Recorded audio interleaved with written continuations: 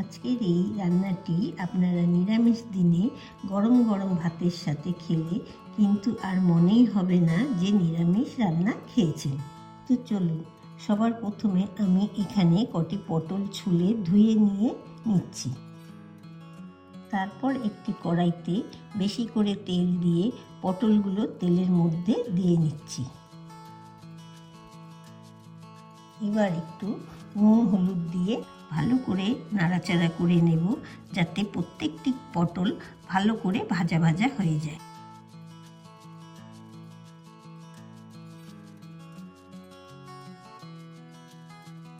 পটলগুলো হালকা ভাজা ভাজা হয়ে গেলে একটি পাত্রে তুলে নিচ্ছি।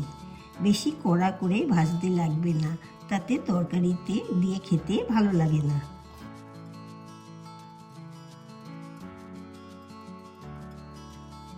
এবার ওই তেলের মধ্যেই ছোট ছোট দুটি দারচিনি, দুটি এলাচ, একটি তেজপাতা চিড়ে, অল্প একটু গোটা জিরে দিয়ে হালকা করে নাড়াচাড়া করে নিচ্ছি।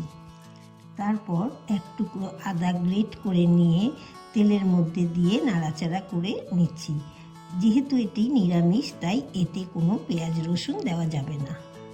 এরপর রেগুলার মশলা যেমন 1 চামচ লঙ্কা গুঁড়ো, হলুদ গুঁড়ো, জিরে গুঁড়ো, ধনে গুঁড়ো আর স্বাদ মতো নুন আর অল্প একটু জল দিয়ে মশলাগুলো ভালো করে কষিয়ে নিতে হবে বেশ কিছুক্ষণ।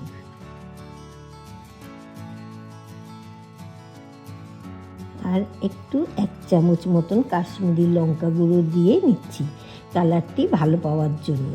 এবার মশলাটি ভালো করে কষে গেলে 2 চামচ মতন টক দই নিয়ে ফেটিয়ে মশলাটির মধ্যে ঢেলে দেব।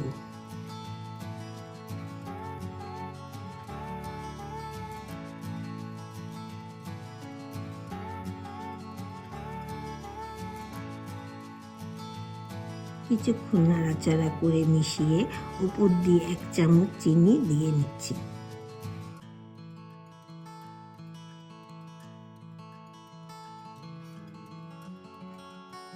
তারপর পটলগুলো দিয়ে দেব।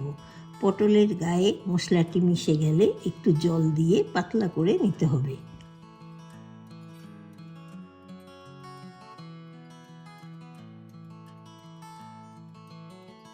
কিছুক্ষণ নাড়াচাড়া করে ফুটে গেলে ওপর দিয়ে গরম মশলা ছড়িয়ে নাড়াচাড়া করে নেব।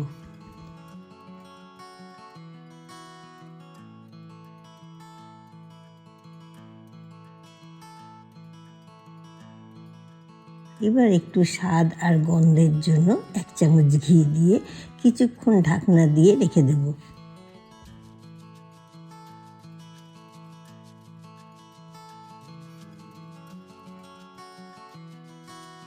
এরপর ইন্ডাকশনটি অফ করে ঢাকনা সরিয়ে সুন্দর করে প্লেটে ধনেপাতা আর লঙ্কা দিয়ে সাজিয়ে নিলেই তৈরি গরম গরম নিরামিষ তেল পটল।